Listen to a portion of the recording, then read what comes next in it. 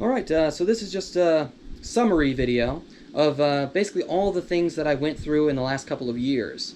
Now, a lot of it is pretty unbelievable. If some of the stuff didn't happen to me personally, then I wouldn't have believed it without more evidence and proof. So I'm going to try to go through this as best I can, slowly, try to articulate things as well as possible, and hopefully by the end of this you'll have a good idea of everything. And I plan to do more videos in the near future, going like chronologically through this, because there is a lot of stuff I've went through. Okay, so this started with my uncle, and he basically told me about a job that was coming up for dealing at a casino. Okay, and that casino would be Rain Rock Casino. And in the conversation, he told me about how he had the inn, basically, and I didn't remember this conversation, though, about a year and a half later when the job fair actually happened for the casino. So I basically had no idea when I went there about any of this stuff, and literally after the conversation I told myself, I guess I'm not going to be working there, because it sounded like a nightmare, okay? But anyway, I had ended up forgetting, and I did go there, and I stood in every line at the job fair, and then I ended up working at Rain Rock Casino as a dealer.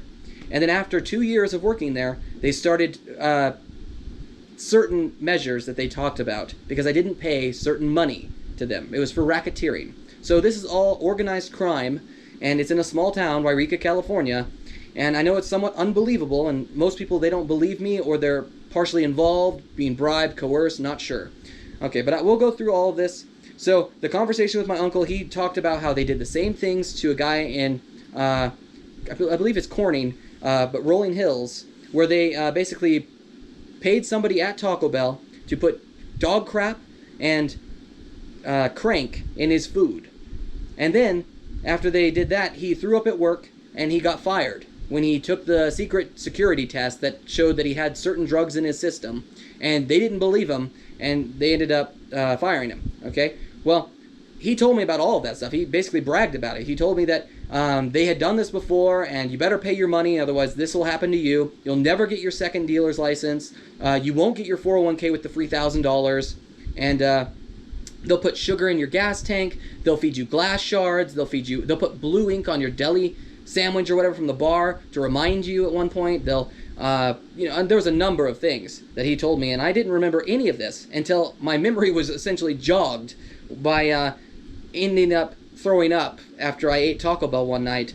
And then the security came over. They gave me what they said was aspirin, and then I pretty much started to remember. I got out of there. I ended up throwing up at home again, and this time it was pink, which basically showed that I did have those drugs in my system, which, again, I'm not into any of that, I remembered that that's what they were going to do, because I forgot to pay them any racketeering money. They said they wanted $1,000 in order to get my second dealer's license, and over such a small amount of money, I believe that they just wanted to punish me and things like that, because they couldn't get me on the hook, so they could blackmail me or extort me or whatever else.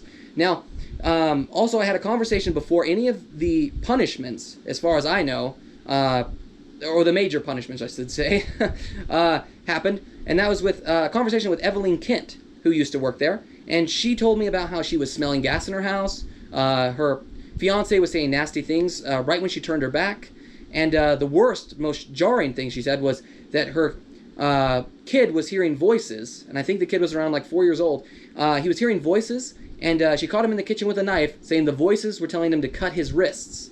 Okay? Now, at the time, I just thought what most people would think, that the kid just needed help.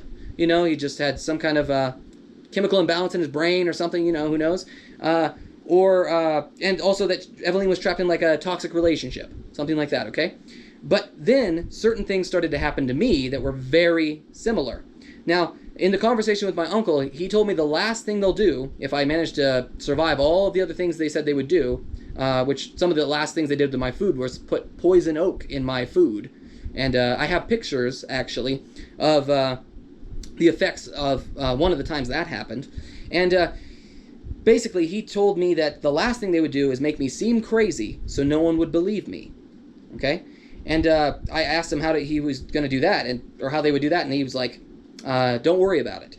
Okay? Now, like I said, when I left that conversation and stuff, which was years, a year and a half to 2 years before the job fair, before the casino was even opened, I was telling myself, I'm not going to work there, that kind of thing, but I'm probably not going to remember any of this. And I didn't remember any of it. If I would have remembered, I would have got a locking gas cap so they couldn't have put sugar in my Pontiac's gas tank. I would have avoided Taco Bell probably. I probably would have avoided a lot of things that ended up happening, Anyway, they literally did a lot of things to remind me, but I didn't realize it at the time because I didn't remember. They put blue ink on my sandwich, like I said, from the bar in Rain Rock, and some of my coworkers saw it. Literally, I know both of the ladies who were working in the bar, one who made the original sandwich and the one who fixed it, who was the manager.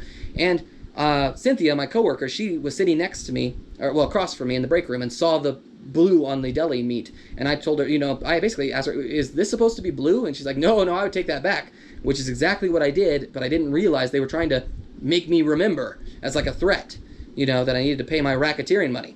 Now, basically, they also, I'm pretty sure, put glass shards in my food before this, and they put, I don't know if it's estrogen or testosterone or something to make my voice high-pitched when I was working there, to, I think, annoy people too, or make them think I was doing drugs, all in an effort to discredit me, okay? Now, it's unfortunate because I really want to protect everybody, and I felt somewhat bad that I forgot the whole scenario and caused, a lot of this, these problems, but again, considering all the other information I found out, I'm glad it happened because it gave me knowledge of this, which needs to be fixed. We have to protect other people, basically.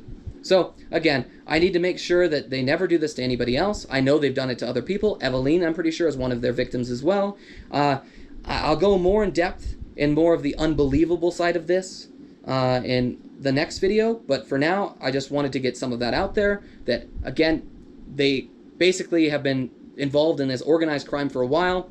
My uncle, I'm pretty sure he went to rehab for crank. I'm pretty sure that's the drug that he was going to rehab for. He basically told me that he would tell Dennis's wife, that he's doing crank if he didn't hire me. Stuff like that was in the conversation. Like I said, the whole thing is something I'd want to avoid. I'm not that kind of person. I'm not interested in organized crime or anything like that. So, again, I just wanted to remind you guys, this is just a test video, basically, for the summary, and I'm planning to do many, many more videos in chronological order.